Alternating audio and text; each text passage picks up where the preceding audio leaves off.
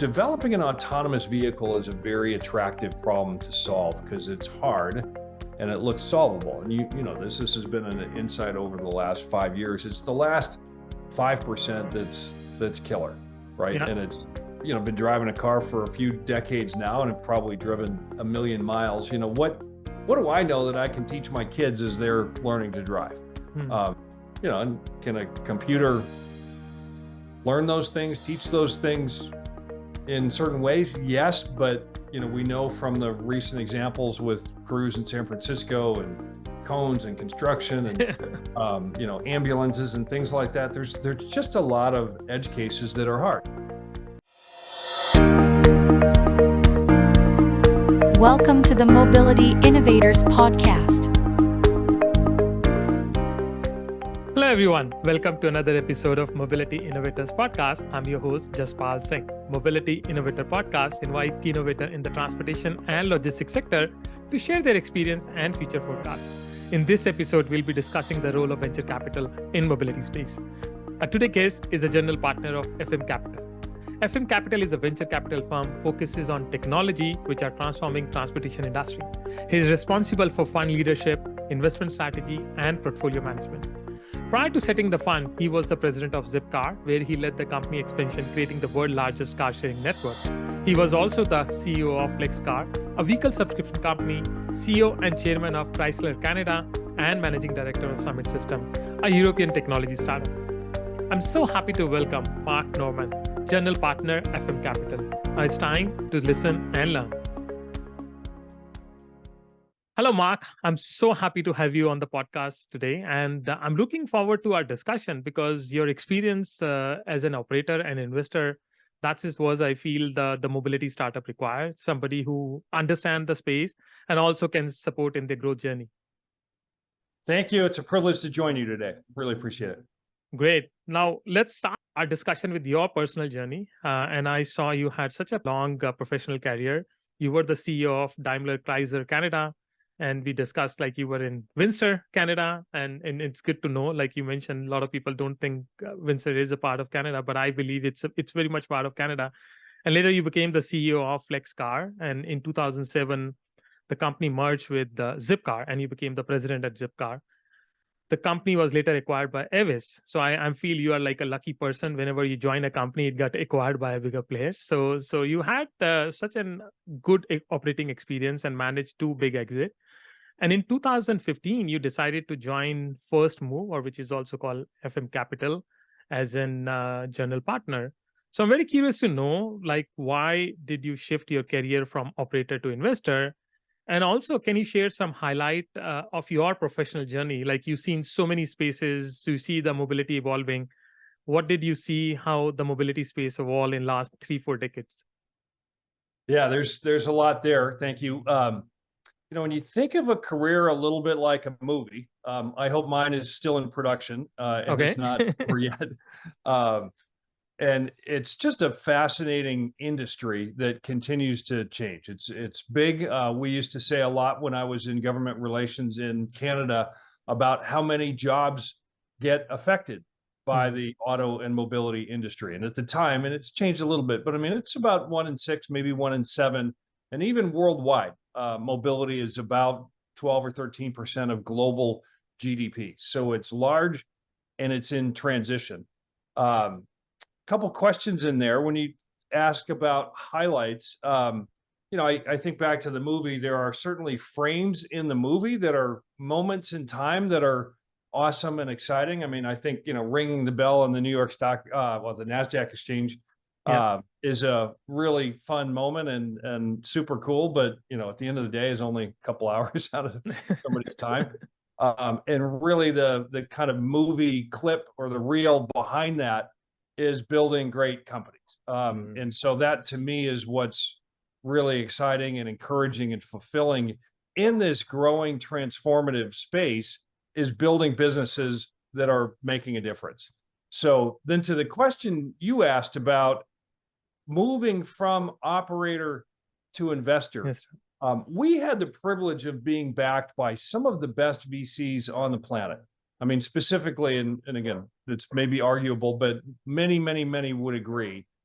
Companies like Benchmark and Greylock and Revolution, with their founders like Bob Cagle and Bill Hellman and Steve Case and Don Davis, who were all on the board and very active with Zipcar in that growth, is a privilege, frankly, a lot of entrepreneurs and management teams don't have. For a lot of startups, the VC is a dark, misunderstood, not understood business. Hey, these guys, girls are busy, hard to reach, a little short, difficult. And our experience was tremendous value add. And I think the other point I would add is in shifting to the investment side, or known by entrepreneurs sometimes as the dark side, to the VC side, was to be invested in a portfolio where you can add your greatest value in a small way across a number of companies, as opposed to the ups and downs of doing a little bit of everything in one company. So there's a bit of a diversification element, but also an application of some of your best talents to more companies. So that was the reason for the shift for me that I made 8 years ago, and what's really been kind of a second career for me, where I was a little more of a hired gun operator than a growth leader. And then frankly, I run a small business today. It's, and I've got a co-leader with it, a co-managing partner, and we're only about 10 people. So I relate to startup world very closely, even in my own business. Yeah, no, that's great. That's great. And I really loved your analogy about career as a movie, and it's still in progress. And I know many more blockbuster scenes are about to come, and we are looking forward to that. But that's a good point when you say, like, people see that success, but there is a lot in back, which is happening, and you put a lot of work in the background, which a lot of people don't know, because they see just the final movie, not the unfinished one or not the unedited one. And your point about working with operator and getting, having a right investor on your board is a big blessing, because entrepreneurship is a lonely journey, and finding a right partner will help you to make the journey easier and better. Now, you mentioned about you joined this from FM Capital. Now I want to know a little more about FM Capital. And fund is doing very great. I saw it was set up in 2012 with the fund 1 with $40 million, but then the fund 2 was $90 million. And in 2021, you guys raised $150 million. So the fund 3. Can you share an overview of FM Capital and your focus within the transportation and mobility sector, what you guys are looking now? And also, what specific trend and technology are you more excited about in this space now? Because the space is evolving very fast. So what is keeping you excited at the job? Yeah, great. And again, a lot of questions in there too. Maybe it's helpful to share a little story on the fund and how it got together. So FM Capital, 2 backstories on the name. One is Fraser McCombs, my partner, Chase Fraser. And Red McCombs is a well-known Texas entrepreneur who passed away earlier this year at the age of 95. He was involved in owning or starting 400 different businesses, including Clear Channel Communications, several professional sports teams like the Minnesota Vikings, car dealership groups that had almost 80 dealerships at one point in time, and dozens and dozens and dozens of others. Red was a small part when my partner Chase wanted to, we met, by the way, all the roads lead through Canada, by the way, even though he went to university at a very large school in Texas. I went to a very small school in Texas. He lives in Colorado today. I live in Boston, and we met in Toronto when I was on the board of a company called SCI that was doing all the websites for GM dealers in the US, for Mercedes dealers in Canada, and a number of other clients. They bought a company that Chase, my partner, founded that was doing fixed op CRM. Think of it, what that means is, so fixed operations is service in the car business. CRM is relationship management on when to bring customers in the door, using spreadsheets to say, now might be a good time. Now that sounds terribly quaint today, but 20 years ago was a pretty novel idea. We met when the Canadian company acquired his company, became friends. He worked through an earn-out period for a year or two. And at that point in time, he realized, and I had seen this as well, the industry was a little bit underserved by VC. It's a little hard to measure things like TAM, total addressable market, opportunity in the space, the layers of selling of dealers and customers and things like that were not well understood by VCs. So started the firm in 2012, small pilot fund of less than $40 million. It was a generalist fund, meaning it focused across industries, and multi-stage, raised money in 100 days. That was early. It was a pilot. There were lots of learnings, lots of things to do differently, not unlike, frankly, an early stage startup that makes a hard pivot. I joined for the beginning of Fund 2, 100% autofocus, realized that our best strength was in Series A companies that were ready for their first institutional capital. A lot of enterprise software where his background had been, ours had been. Zipcar was a tech company as well. With select later stage investments where we would do later stage in areas where we really had thematic conviction, domain expertise, and influence with the team. So maybe that backstory is a bit helpful. And then now leading into your question on, hey, what do you invest in? Yeah. So in the mobility, transportation, automotive tech space, I think McKinsey coined the term maybe 5-10 years ago of ACES, acronym to understand. And the way we coin each of those terms, by the way, is autonomy and sensors. We really focus on automation. So not so much flying cars, but automating tasks that are hard to fill today. The C is connectivity and fleet management. We'll talk about that, I think, later in our discussion, but opportunities there as just everything becomes connected and cars become a bit of a smartphone on wheels. The E for us is energy transition. A lot of it is electrification and the supporting ecosystem, but wouldn't rule out some other select applications of things like hydrogen and other clean technologies. Then the last one on S is on shared mobility, but what that is really asset light business models and marketplace. So yes, it's everything from in the shared space generically like Spotify or Zipcar, but the software that supports those businesses and brings them to market. And then we're very quick to bring one even larger area over top of all of those, which is another A, and that's auto commerce. And you say, well, what's that? But in some ways, that's the largest piece of all. It's how people consume transportation. It's making car buying easier and more frictionless for both dealers and consumers, and enterprise software that makes that happen. The business that my partner started and sold would also fall into that category. So those would be the 5 that we invest in, and we can talk about trends and exits and opportunities that we see in just about across the board in those areas. But amazing. No, that's a nice term, ACES, and I agree with you. The automobile is a bigger sector, and like mobility is part of our life. Everything, people, goods, everything need to be moved around, and when we like the human actually evolved because of mobility. If there was no mobility, probably we will be still living in the primitive stage. So I always feel, and you rightly said, there are not many fund who understand that, and for founder, it's very important to go to fund like you, who understand mobility and understand automation, understand connectivity, because not only you can provide the required capital, but the knowledge to expand and grow.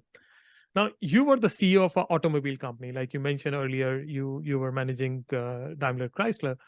And you were also part of car sharing company, which is an interesting mix, because there are some companies who try to bring both model at one place, but it failed. Like Ford Motor tried to do that in past. I'm curious to know, what is your view on future of automobile industry? Do automobile industry need to look share mobility or car sharing as a future?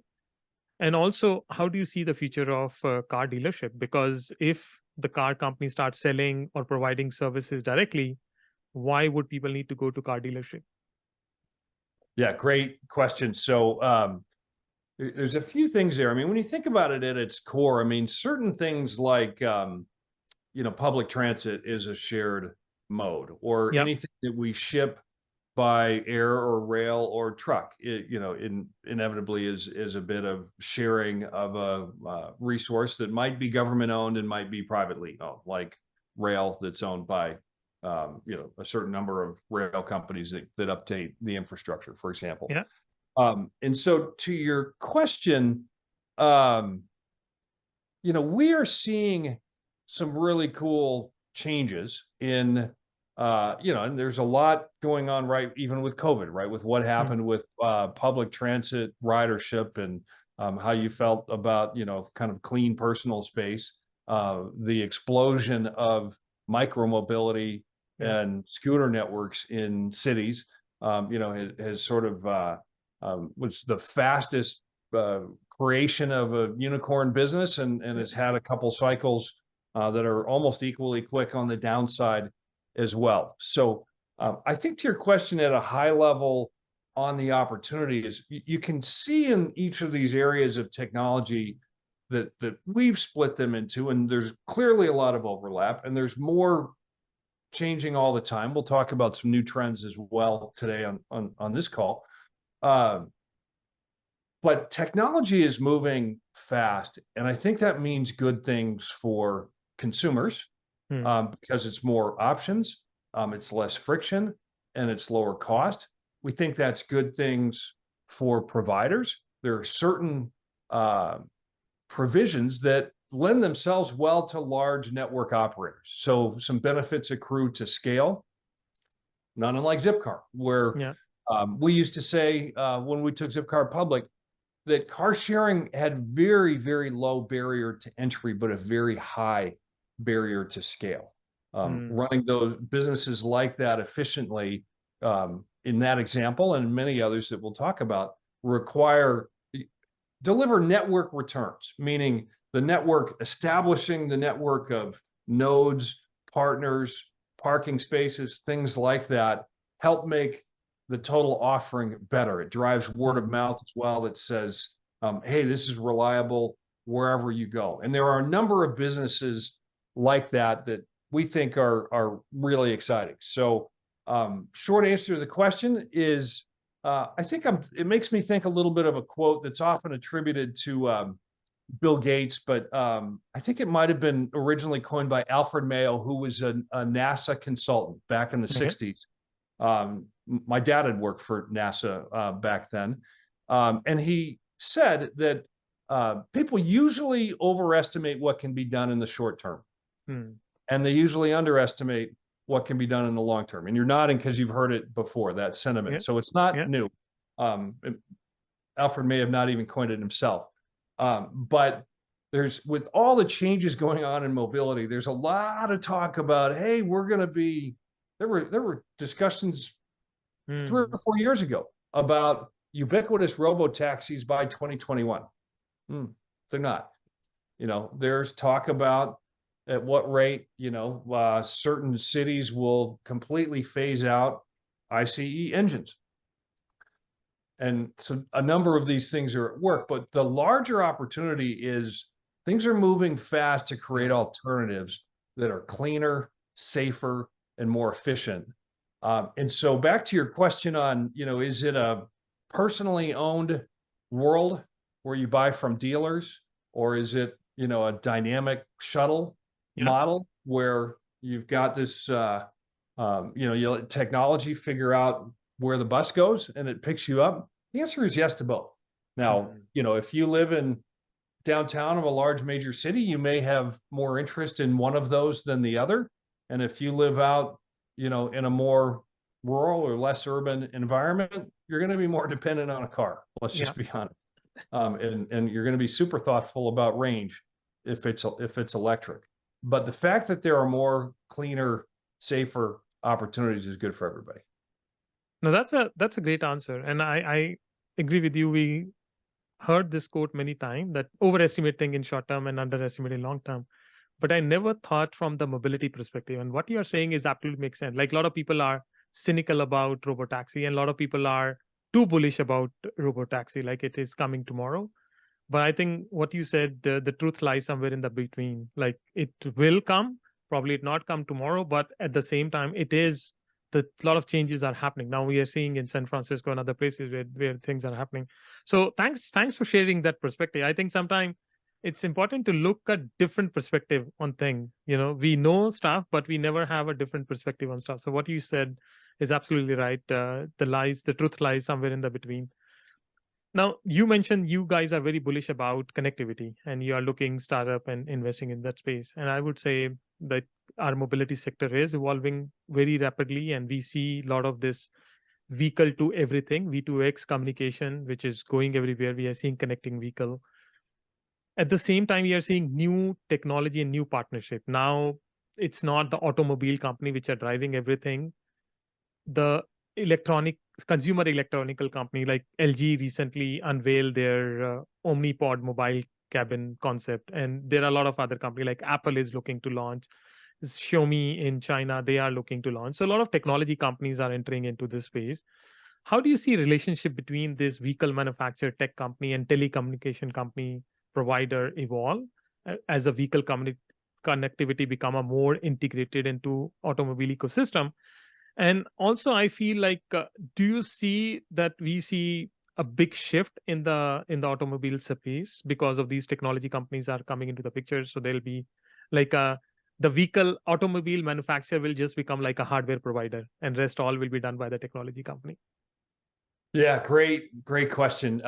You're definitely seeing a new sort of tier one ecosystem. I mean, it used to be, and not that long ago. I mean, we're talking 20 years ago, was vertically integrated from the OEM to the supply network. And think about it, like Delphi and Visteon were spun off in the not too distant past from their OEM parents, General Motors and Ford. And even those companies have diversified quite a bit. Delphi had split off into propulsion, and now Borg-Warner. And then the Aptiv tech side of the business, which is much more software and bought companies like Nutonomy, now Motional, for its software stack to complement other work it's doing in software and sensors. But what it's also brought up is a new set of partners. I mean, when you think about it, like, Amazon Web Services and Microsoft are now part of the discussion on hosting and things like that. Or you look at the role NVIDIA is playing now and the value of that company, driven by sectors in addition to mobility, but compute is also very, very, very important. So I think the answer to your question is that new partnerships are forming and are more important every day. How you create and sustain value in a car is evolving quickly. And what I mean by that is it used to be that making a great car was efficient packaging, an efficient powertrain, and time to market with a very high quality, bringing time to market in a reasonably quick period of time, 3 years more than 6. On the inside, and producing it with high level of reliability was important. Those are all table stakes. And there are even some contract manufacturers, whether it's Magna or Foxconn or others, who are willing to do that for a tier one or a new manufacturer. You remember, Tesla going through that period in the 2017, 2018 period. I think Elon called it production hell. Was to get to that table stakes game of volume and quality.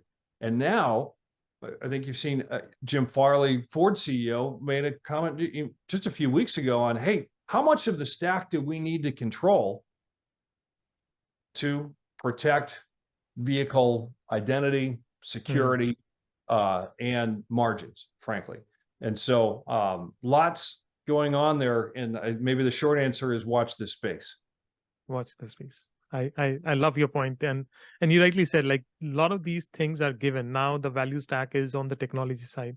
And we are seeing more and more technology come into the picture, and NVIDIA becoming a dominant player now in mobility because everybody needs chips, everybody need computing power to perform. No, that's a great point. And one other major trend, what we are seeing in the industry, which a lot of people are not noticing, because I spoke to a lot of people about that, and a lot of people are not aware about that. It's called the software-defined vehicle.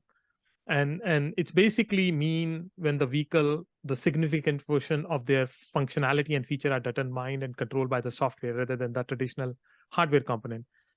Last year, BMW launched this heated seat as a service. There was a lot of meme about that, that everything will be kind of software as a service. So automobile company become like a SaaS company. But Tesla is doing that with the full self-driving feature. You can pay for it and you can have it. Like all the vehicle will have the feature, but you need to pay for that. What is your view on SDV as the automobile player are shifting toward that path? And how do you see the SDV will benefit the customer in terms of flexibility, adaptability, and long-term value compared to the traditional vehicle? Like I can buy the vehicle, but I can prefer not to have those functionality now, but later on I can have that. Yeah, great question. Software-defined vehicles are really table stakes, again, going forward, meaning if the old way of developing a vehicle was a little bit more modularity based, start with a basic frame. The subsystems don't really talk to each other. You've got entertainment, you've got safety, you've got brakes, you've got other controls. And historically, many of those were mechanical controls, meaning a mechanical linkage versus a by-wire linkage, throttle, steering, other inputs. And that's what you've seen in certainly a push to level 4 and 5 autonomy requires drive-by-wire across the board. And you say, well, wait a minute, I thought you said, autonomy wasn't tomorrow type of thing.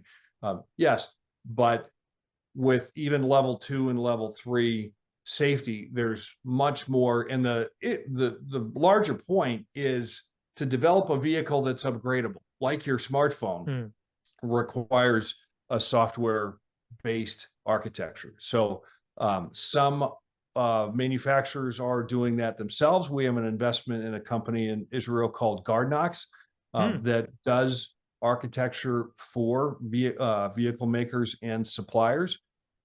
They handle a lot on both latency, moving signals very quickly, and also managing traffic to be able to pick up a spoofed signal that might be a cyber attack that says slam on the brakes at 60 miles an hour type of thing. Can pick up those things. So all of that is critical. Then to your question on what about paying for features? Is very interesting. I think the simple point is customers will consider paying for things that they've never seen before. And the reason you can ask is a lot of early adopters don't keep vehicles for very long. And so even look at like the price on full self-driving for Tesla, right? I mean, it's been I think as little as $6,000 a few years ago, then 10 and 12 and so on.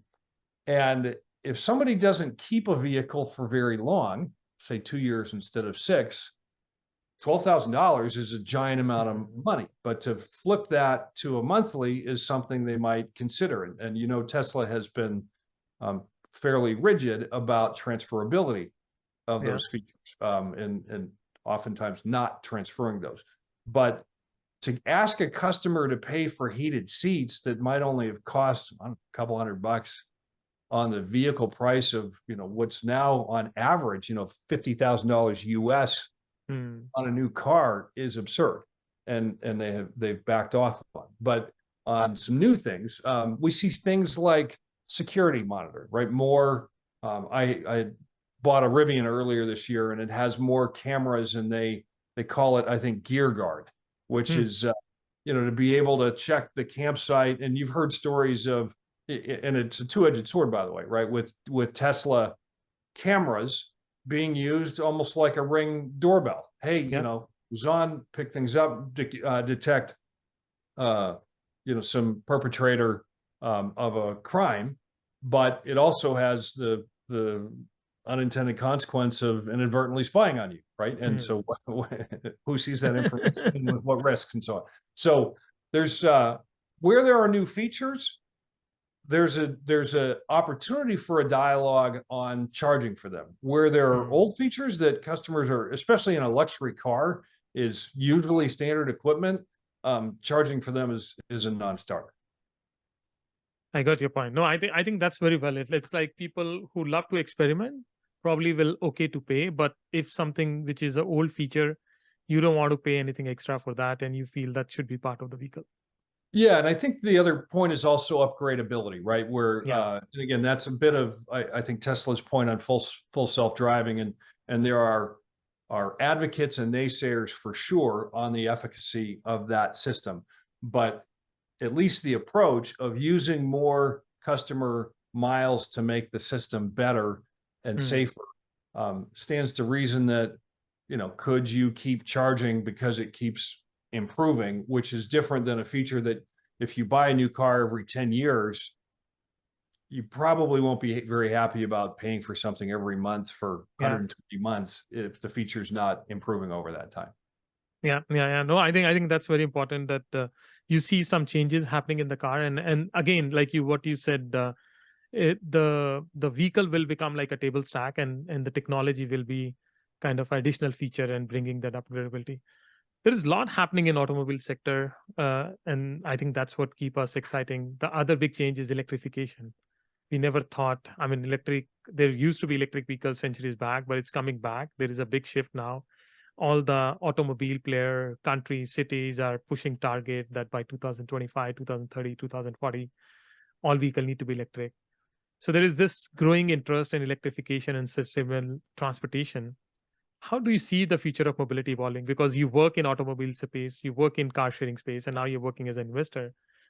And where do you see the opportunity for innovation? Because I see there are a lot happening in different sides.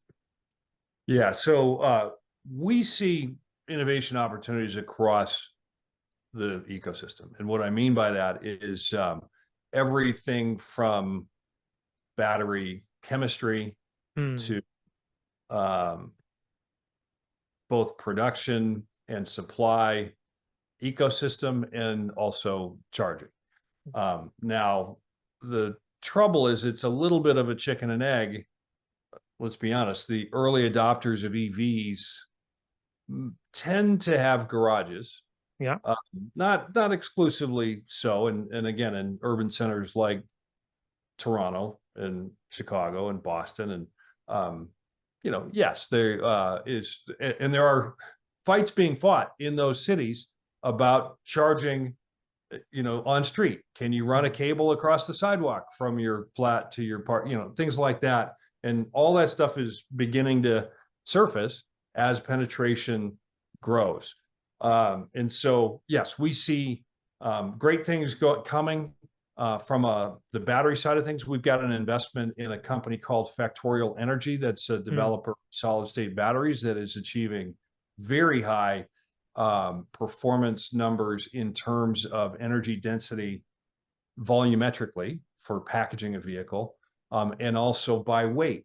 And the weight of EVs is not a small issue this because they're quite heavy. And some are, they clearly chew through tires. They're more dangerous when they hit pedestrians or cyclists because there's more mass. And some would even argue that at least on the truck side of things, can tear up the roads a little more quickly too.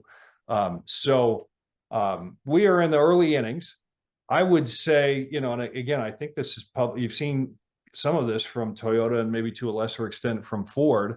The value from hybrids in terms of achieving lower emissions. And also when you look at full life cycle cost to produce a vehicle is a bit less for a hybrid. And if you really are just kind of banging around town, exercising what might be a 50 or 75 mile range, you can be electric all the time. And then if you really are worried about range for a longer trip, you're using gas then. So the answer, I think, to we're excited that things are moving. You look at the CAFE performance of the vehicle fleet from manufacturers, it is going up. It's been in, a push-pull, meaning push from government to provide alternatives for customers that they might actually like and demand, not just things that they don't want. But you've also seen, and again, led by Tesla and Porsche and Rivian and some other companies, the new offerings, the Ford Mach-E, right? I see it in police service now too, right? It's got performance attributes that make even the biggest petrol heads happy because, the torque's great. So we're seeing things move, but we are not at the final innings of this by any stretch yet. It's still, I would say, movie is still in the progress. So movie is still need to be. Oh yeah, we're and using the analogy, we're early in it and we're still developing the characters. It's still developing the character. I love that point. Now, the other thing which is moving and which we discussed earlier is automation, autonomous mobility. There was a lot of skeptic and there were a lot of bullishness. Like we said, by 2021, city will have fully autonomous fleet and running around. We are not there, but at the same time, we see now state regulator has allowed Cruise and Waymo to launch 24/7 fully autonomous commercial vehicle operation in San Francisco. Tesla is very bullish about RoboTaxi. I was recently listening to Elon Musk, and he said that RoboTaxi can bring 10 trillion value in the company, like because it will be game changer and everybody can just use anywhere and can be used. What is your thought on the autonomous mobility, and how do you see the role of autonomous mobility in the future of transportation? Because I don't think it's coming very fast, but at the same time, as VC, you always have that superpower to see 5-7 years ahead. So as a VC, how do you see life will be in 5-7 years? Yeah, we think about this in terms of jobs to be done, right? And remember, I maybe used the phrase early on the call, more on automation than autonomy. Why?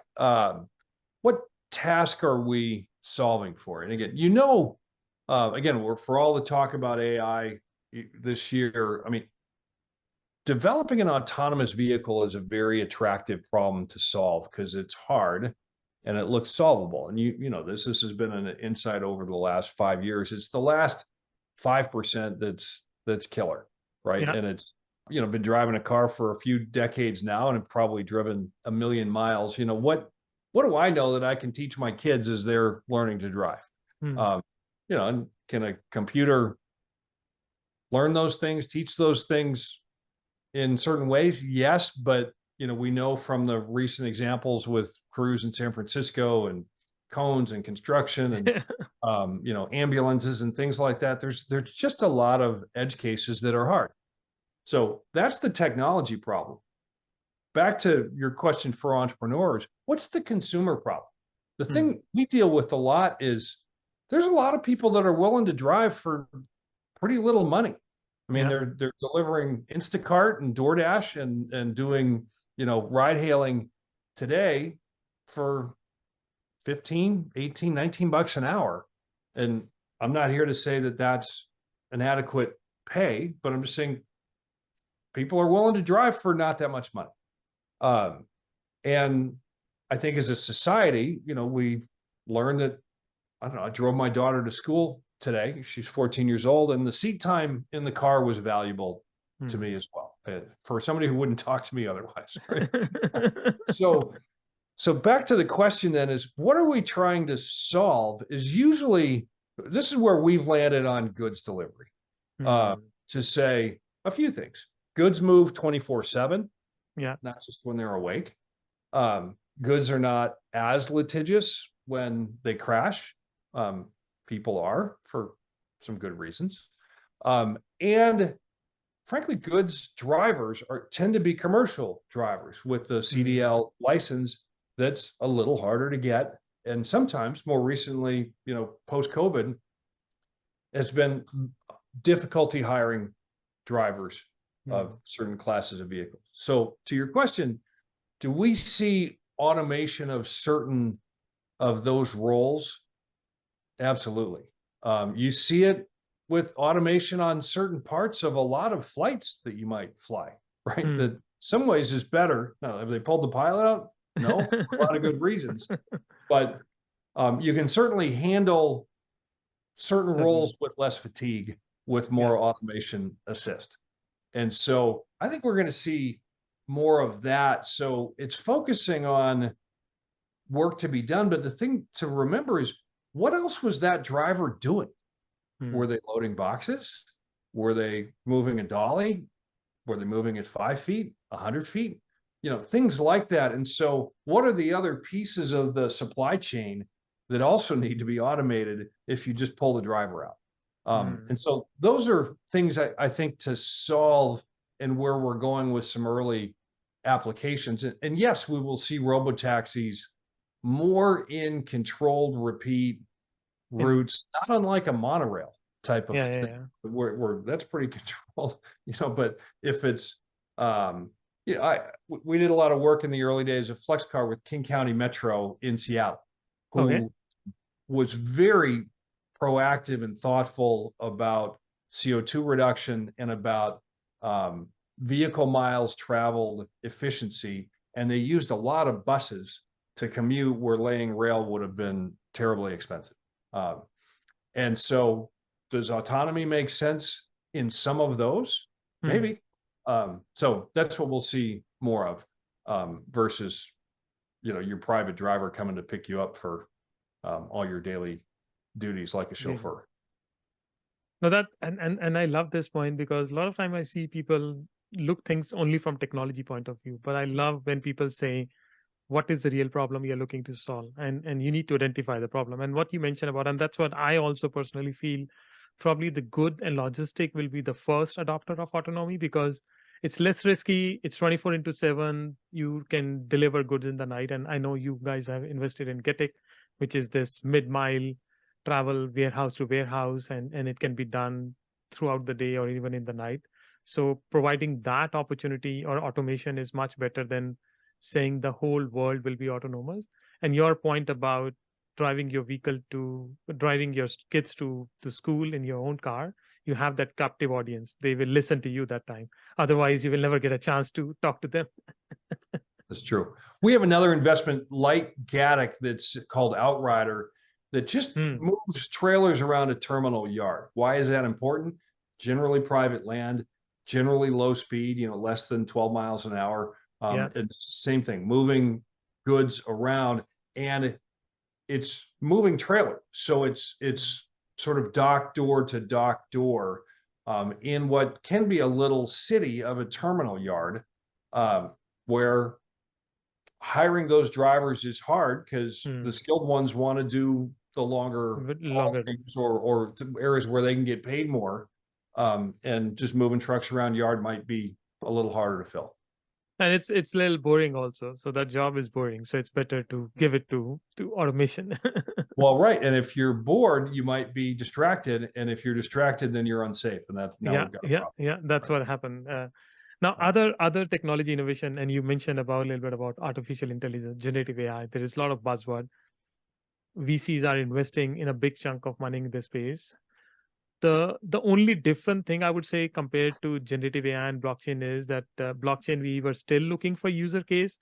And in generative AI, at least we are seeing some real life user case like chatbot. And for customer service, I was talking with some company which has chatbot to automate the whole customer service in a better way.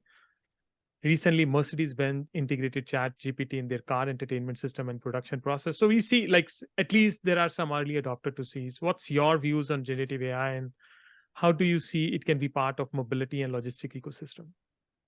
Yeah, we're definitely excited by the potential. I mean, we view in some ways, you know, this is could be as big a deal as search, right? Where just looking for information, what generative AI does is distills from a lot of information and says what's the next word or the next thought, and starts to predict. Now, the risk, of course, is bias, right? Is you know, with search, and there's bias in search too. Let's just be clear. But it's a little harder to see it in generative AI. No, so back to your question on applications, we have a company, Techia, that does dealer management systems and a cloud native software power everything in a dealership as well. And they're doing some things in CRM and some other things, but just, and by the way, founder came from Tesla, where he'd built the retail management software that was in use in 34 countries with Tesla. They just announced this week a generative AI tool to generate emails for dealers, for customers that are very thoughtful. So think of the chat type tools on steroids, that it's, Yeah, you know, a yeah. thoughtful, holistic, comprehensive, personalized email. Great, fantastic. And so we're seeing that companies using generative AI, you know, may not, you know, replace all their people, but they will beat companies not using. Yeah. That it's definitely a productivity accelerant and a tool and an opportunity. It was interesting, but talking to some of our CEOs as well, how much of it can be used even for coding? Was with a generative AI CEO who said he was judging a competition with high school kids, and he couldn't believe the quality of startup tech that these kids had done in 30 days with the use of generative AI to help the coding that might have taken, you know, a small team, you know, 3 or 4 people, a year or 2 to do, maybe more. And so that's exciting to see, again, this accelerant productivity driver, but we're also in a little bit of a hype cycle too, sort of how you value and what's a moat around it versus better ingesting and using of the various LLMs out there is a bit of a question for debate on how to best harvest and harness the technology. So Yeah, no, I agree. I mean, in Gartner recently published their Gartner hype cycle, and generative AI is right now at their peak in the hype. So, so we will see some downfall, but that's how the technology evolves. Yeah, no, we're excited. Now, I mean, I'm so amazed to see whatever topic we discuss, you guys have a startup invested in that area. So I feel happy because it means all these topics are relevant and you see it's a future. Now, I want to discuss a little more about your investment size as an entrepreneur. How do you manage your day-to-day job? So I saw the FM Capital, very impressive, because you guys have 26 active company and 13 exit already, which is remarkable because it's hard to get an exit in companies. So this is really impressive. Could you share some of the success story from your portfolio? You mentioned some of the company where you invested in all, but I would love to know some more success story from your portfolio. And how did you meet founders and how they like scale up and exit? Like, how do you train them to scale up? Like 13 exit is big. So how do you work with founder to manage those exit? Yeah. Let's go back to the movie analogy, because I think the exit is sort of the, you know, the big scene late in the movie where, you know, it's exciting. It might be a chase scene, or, you know, there's a reveal and a mystery and the, you know, the villain's discovered or something like that. Yeah. But the buildup and the behind the scenes happen all movie. And that's important when you think about our role as investors. So yes, it's identifying trends and buying companies or investing in companies right, meaning you can throw money at things and overpay, and that's might be in the right companies at the wrong time. Secondly, there's cultivating and building value and operating these companies. This is where maybe our skills are a little different than some others, because we built businesses and started, scaled, and sold them ourselves. So we know what that work entails, and those scars have taught us.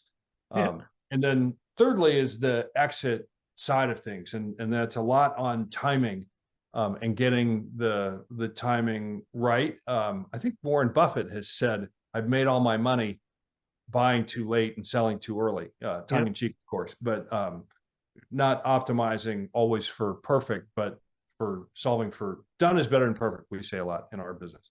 So to your question, you know, some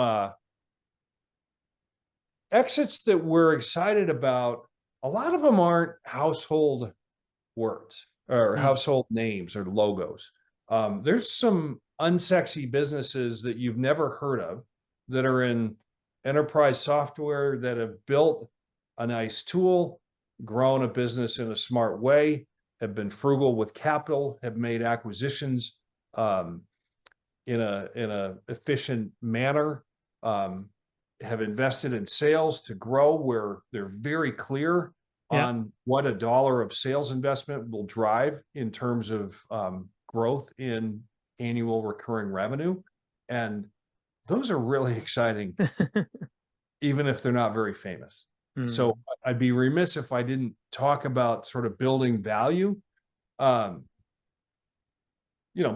we have a business in that space that was called Keeps that we sold to a private equity buyer. They do basically yield management for dealership shops for their service areas. So pricing, mystery shopping, warranty rate adjustments. It's not very sexy, but they do a good job and have built a nice business. And there's an entrepreneur in the business. Les Silver is the chairman. Lee Silver runs the business, who execute really well. And they have other financial investors now who are happy to having bought from us. On the other hand, we've also been thrilled of some having exited some businesses that are a bit better known. Some that come to mind, in different spaces that we've talked about, in selling cars online, in Vroom. Again, knew that there was a trend to make that easier during COVID. Had a team that was not from the industry, but was natively from an e-commerce background, and built a nice business. And we exited that in a way that was a nice return for our investors.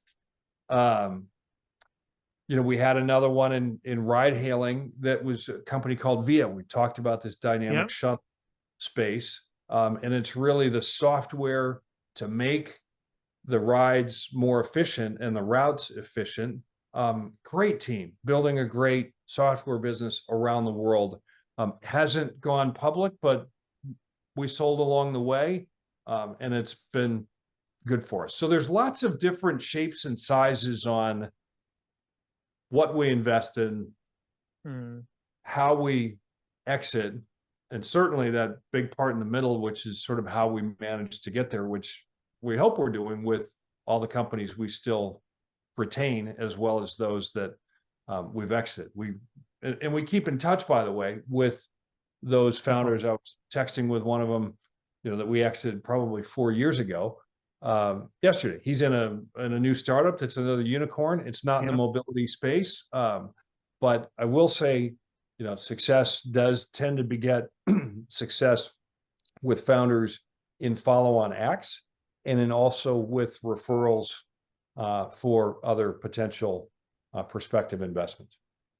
Yeah, no, that's a great point. And something I really like what you said about the timing. And I think as an investor, you can't predict the right time, but you need to be good in picking the company at the right time and exiting the company at the right time. If you miss that window, like you mentioned about Via, it's a great company. I know them very well. They're doing very well, but you need to know, okay, it's a long-term play. Probably you need to leave, sometime in secondary and cash in and build more company, which is working in the space. So the timing is very important. And the point you mentioned about working with the founder, you need to have a close relationship with the founder. Even founder which exited have a good relationship with you. It's a big thing because not many investor manage to have that kind of relationship, because it's not when you have an exit discussion, it's not an easy discussion. So if you manage that, that's great. Yeah, and a lot of that is also sort of values alignment. I found value. That was a big learning when we first started the firm, where a founder's on a different timetable for liquidity than investors, it can cause problems, right? Because you can read as much into that. And so where we're different, because we manage, we don't have evergreen funds that are unlimited time horizon. I think, it's simple, but having a honest discussion with founders over the course of years, not weeks, of these are our goals, this is how we're thinking about it, while still being unwavering in our support for those founders, but honest about our liquidity desires and goals can help us when we need to diverge and sell when they may not want to. Yeah, it's very funny you mentioned this, the value alignment, because I was talking with one lawyer yesterday, and he said a lot of investors don't even know what is the liquidity preference for the founder, like what is the timeline. They assume that whenever we want to exit, they will exit, but a lot of founders like, no, I want to continue to build a company, I want to scale it up, and there are a lot of conflict happen when you don't have those alignments. So it's very important to have what you said is honest discussion and bring both party together on common points. I think, did you ever see the movie Moneyball on baseball? No, not yet, but that's a good recommendation. I'll check it out. It's a few years old, but the simple point was, and this has moved into, again, a lot of your listeners will appreciate its application across other sports is a much more statistics-based approach to athletic ability, and how do you build a team around complementary skills. But a simple point in venture is, I think it focuses a lot on home runs and these marquee, the stories, a little bit like, the person that went to the casino and the story that you hear about, somebody, went to the table with $100 and came back with 5,000. Those are great stories. Those are not typical stories. Those are not what build casinos.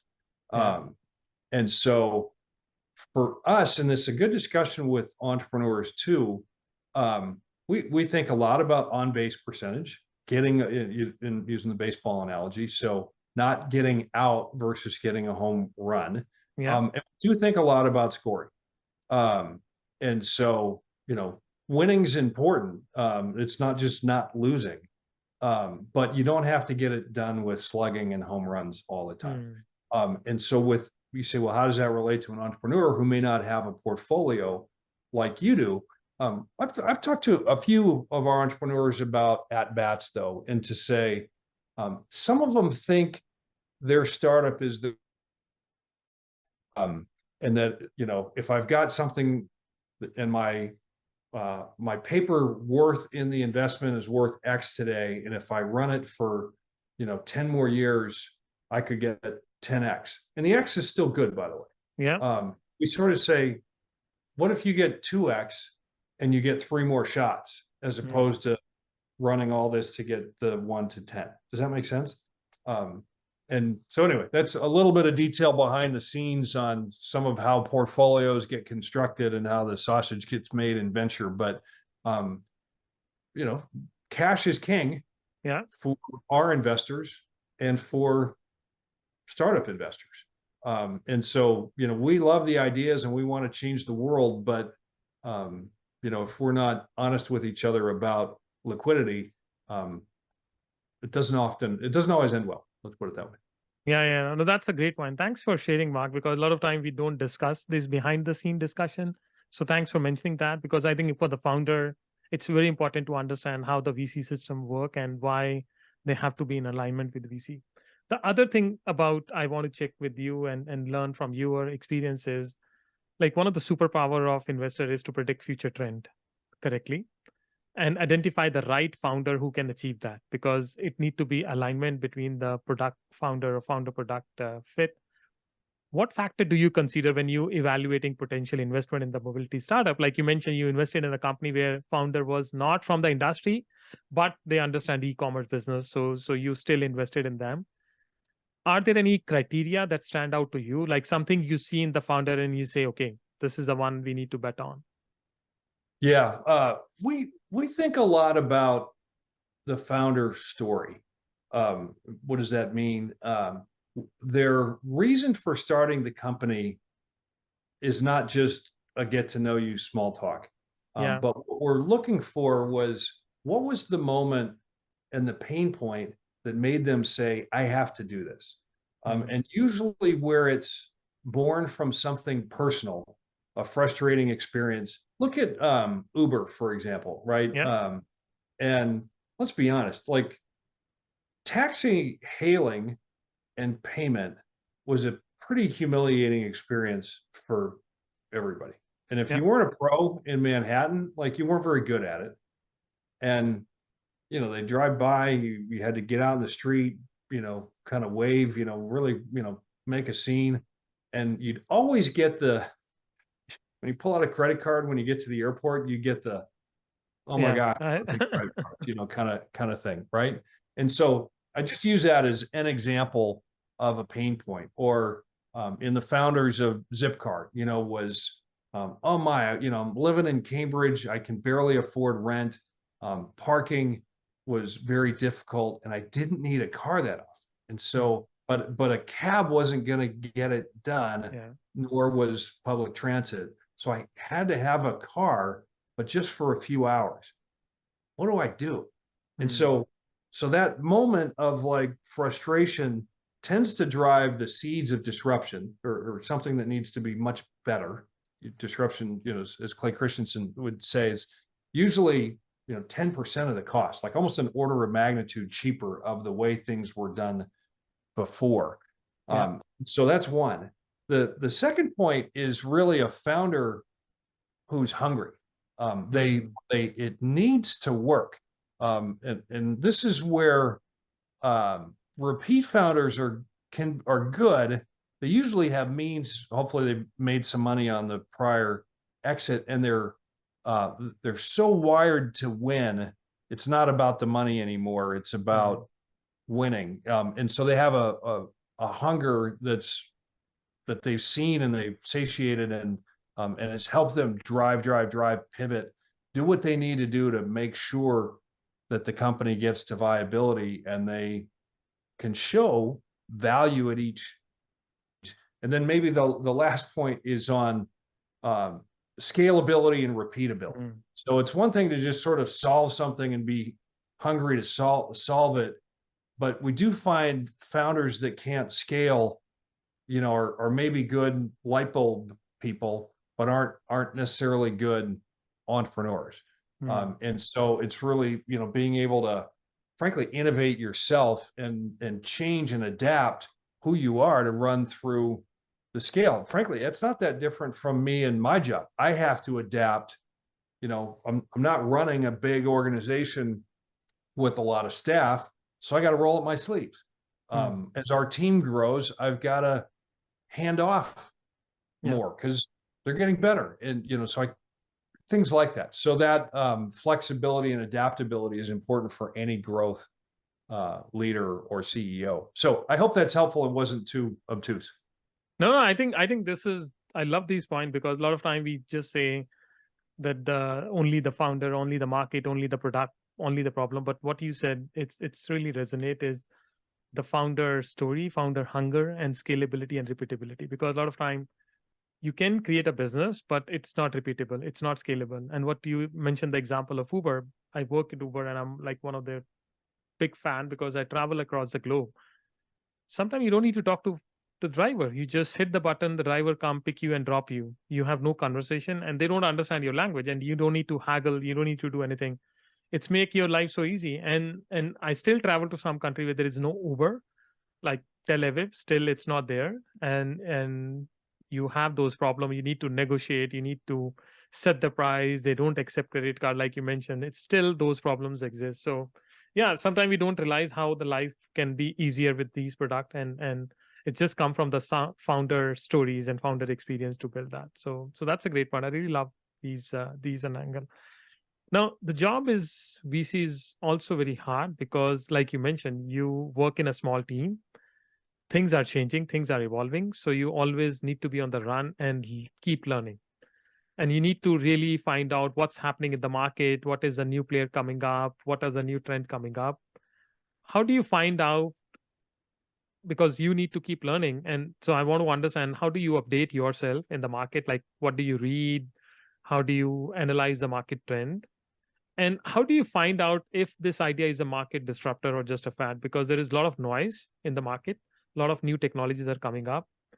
So it's very difficult to find out this will be scalable or this will be like go long term. Because some of, like when Uber started, Uber said we will replace taxi, but actually Uber replaced a lot of personal vehicle in like nobody thought Uber market will be that big. So how do you understand this kind of a thing? Yes. we say on our team, all of us are smarter than any of us. And so please don't sort of come away from this that there's some sort of genius behind the curtain type of, study things and, out comes the bright shining light from above and the answer, but much rather a network that's feeding where the puck is going, and who's moving it. And what I mean by that in our firm, at least focused on mobility and auto and transportation, we have a lot of strategic investors who, and the largest ones comprise our advisory board. Lots of VC firms have an advisory board, usually retired guys that are on call. These folks are in the job today, managing businesses of scale, concerned about what's next. So they're paying attention to technology and pain points in a core business. So it's sort of like having CEOs who have skin in the game, like significant amounts of money on what's next, but maybe aren't big enough to have their own VC in-house. And that chemistry and collaboration with each other a few times a year of interdependencies and how's one trend affecting another, in addition to the on-call elements that have on a specific question, is very helpful. We do have an investment team. It's not massive. We and they do go to conferences and network with our entrepreneurs as well, and then find ourselves, stress testing certain themes like, what's the future of the OBD2 port in the car? Is that, little things like that, or how big a pain point is calibration on sensors, or, is generative AI going to transform your business? And so it's not to maybe point to one silver bullet, but that's the part I may have started with on the dark side.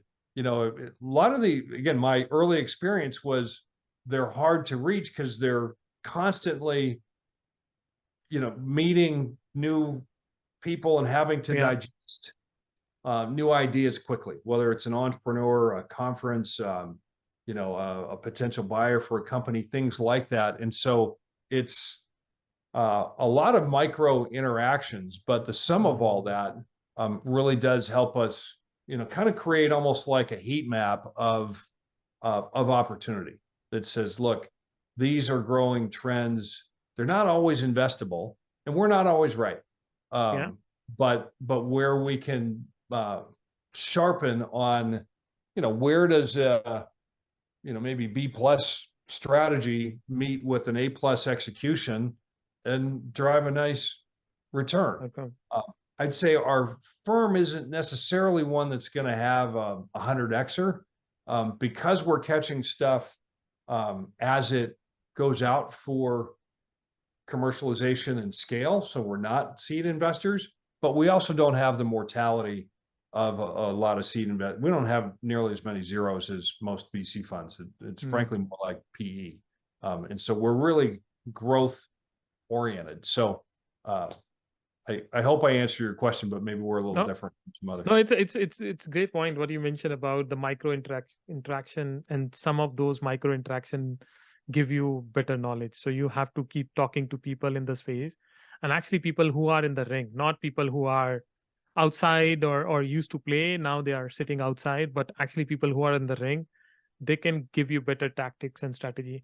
And if may ask, like, how much time in your day or in your month you spend on learning, and how much time you spend on investing? Yeah, maybe the answer is all of it on learning. Some of that's fundraising, some of it's investing, and some of it's managing, to those sort of, and some of it's exiting. Back to those sort of three areas I mentioned. Frankly, that's the thing that's the most attractive about being in tech in general, and in VC for me in particular, is that curiosity and learning and growth. Keeps me humble, but keeps us as a team sharp too. Yeah. I love your point. Like, learning keep you humble, because then you realize, man, how little we know, and there are so many people who know so many different things. So that's a constant hunger, like what you said for founder hunger. I think there is a investor hunger required too. So investor need to be hunger for more information, more knowledge, and that's only you can be success.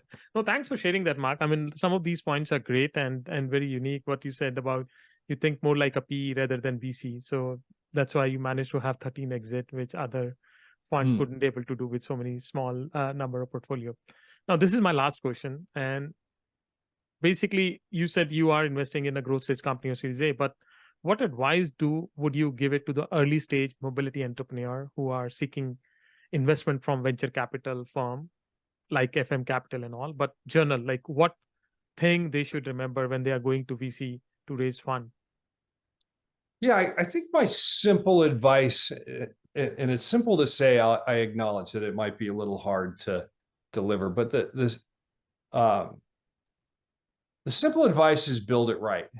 And what I mean by that is, you're clear on your opportunity. We understand in some early stages, sometimes there's a need to pivot. The tech is more applicable in this sector than here, or maybe you're, more software than software and hardware. Sometimes it's, you've got to apply to a couple of industries, not just mobility. And so there's some industrial and mobility or something like that. But once, and it's not to overthink it, by the way, but, some basic thinking on values, on product focus, and on what you're trying to build. So is it a lifestyle business? Is it to sell early? Is it to go the distance? And it's to hold that loosely, but at least think a little bit about it. And then that'll help inform who are the best partners along the way and what good looks like at each step of the way. Because there's not really one answer. And what building it right isn't really for me or for a VC investor, it's for you, the entrepreneur. So if it's, hey, I've got a SaaS business, I've sold 3 other SaaS businesses, I'm solving this, I kind of know who the customers are. I mean, that might be a little kind of a simple playbook, and sort of looks like certain things. And then others, I mean, again, you talk about Uber, I think I've got a really big idea. Okay, let's focus. What would be the MVP, and that, is it livery or taxi, or okay, focus here. Who can pay? Who can prove it? And then we know Benchmark was an early investor in Uber, and the thing that they were so excited about was the negative churn, which was kind of mind blowing, right? Was people weren't. I mean, yes, some were leaving, but more were accelerating their use than were leaving, which is a fantastic opportunity for a startup. But again, there's not one answer. It's what's right for the entrepreneur. Yeah, but I think what you said it's perfectly fine. It's a good answer. It's like build it right. Like your product, your service, your strategy, everything should come along and think through who will be the customer, how will you serve. And a lot of time I feel some of the founders are not ready or prepared for that. And I'm shocked. I feel empathy for them. Like, I know you are a founder as well. At least you work in a startup. So you always have empathy for founder because it's hard to build. But at the same time, you feel like, guys, you need to prepare yourself better. And, one of the things just on that point is I remember Bob Cagle from Benchmark saying this at Zipcar, is that great companies are built on what they choose not to do. And that's true for us. And I do think it's easy to be a little bit lazy as a founder and say, I don't know, let's see what sticks. And it's like, be a little sharper than that. Be a lot sharper. So. No, that's a great quote. Great companies are built which choose not to do stuff and not get out of focus. No, thank you so much, Mark. I really enjoyed our conversation. Generally, we end this podcast with this rapid fire question round. And idea is to now know a little bit more your personal side and what you think and what you like and what you read. So if you're ready, I'll start with this rapid fire. Absolutely. Okay. So my first question will be, if you were not in the transportation or mobility ecosystem or sector or investment sector, what other profession you would have selected? I would have been in tech. I was selling computers in Eastern Europe a year out of college, so I would have stayed. In the tech space, but I think you are still in the tech space some way or not. I am. So if you say that's cheating, I'm in tech, then I'd be in used car sales because that's a thing you love, huh? or in classic cars and stuff like that. There is a big market for that. Now you mentioned you have traveled around the world. So which is your favorite city in the world and why? This is an important question, and it's because I've traveled a lot. It's wherever I am. And I know that sounds like it's cheating, but I found if I wish I was in, pick a great city, I won't be happy in Detroit or, Boston or wherever. So life's short, seize the day and enjoy the city you're in. I love this point. You're the second guest who mentioned this point, because my first guest, he said the next one. Like his point was whichever city I'm visiting next. And what you said, wherever you are. So that's the best city to see and live. And I agree. Like all cities are so different, beautiful, and in different sense, you get in different cities. So it's important to just enjoy the day in them. Now, I should have asked this question is like, which is your favorite movie? But you have already told me. Now, which is your favorite book? I would say, especially in line with some of what we've talked about today, I really like Carol Dweck's growth mindset. I think it's important as a parent. I think it's important, in a second career. And as I think about whether I work, 15 years or 35 years more, the growth mindset's a really important part of that.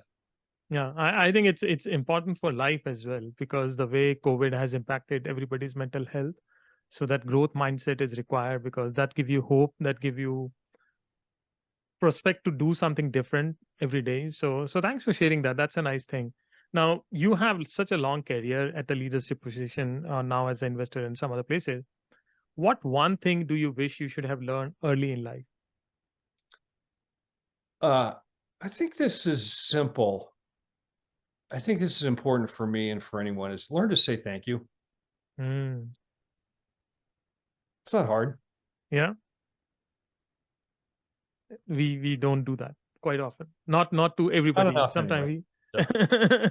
No, a lot of time I see we sometimes say, but a lot of time we ignore a lot of things and we take it for granted. But if I sent an email this week to somebody who was on my Chrysler Canada dealer council more than 15 years ago. I haven't talked to him in more than 10. Just, hey, I don't know if I said thank you enough. That was the gist of the email. That's lovely. That's lovely. No, I'll send somebody today after talking to you. No, I think I feel sometimes you forget those people who play some important role in life, or generally, like it's important to just say thank you. There was a very good TikTok video, the people in transit saying thank you in Vancouver to the driver. So the Washington Metro CEO, he put as like, we should do same in US. Say thank you to your bus driver or train driver. I agree. And people, and it was a nice video about that thing. Now, this is my last question. If you can change one thing in life, what would it be? I've had that question before. I'm not good at this. There's Sparky Anderson was a general manager of the Detroit Tigers and a couple other teams. And he has a quote that says, many faults in life, but living in the past isn't one of them. There's no future in it. And I tend to live that way as well. It's just always looking forward and no regrets. That's a beautiful quote. And most of the people I have heard, because they said they don't want to change anything because they are happy where they are. And also they feel if you go back to life, the life will not be interesting enough. It'll not be like, if you know the future, it will not be interesting. If I'm watching a game and I know which team will win, what's the fun to watch? So the thrill and the excitement is when you don't know things. So thanks for sharing that. Is like going back to past is not making anything different, and it's better to live in the present and think about future. No, thanks for sharing these insights, Mark. I hope you enjoy the conversation. I learned a lot with this conversation, and I'm pretty sure the listener who will be listening to this will find it quite enjoyable, and you will get a lot of clicking requests. Hey, I'm so grateful. This has really been fun, informative, and comprehensive. You're really thoughtful and engaging. I'm so grateful. Thank you. Thank you for listening to this podcast. If you like this episode, please don't forget to give us a 5-star rating, as it will help us to spread our message. If you have any feedback or suggestion for this podcast, please feel free to reach out to us at info@mobility-innovators.com. I look forward to see you next time. Thank you so much.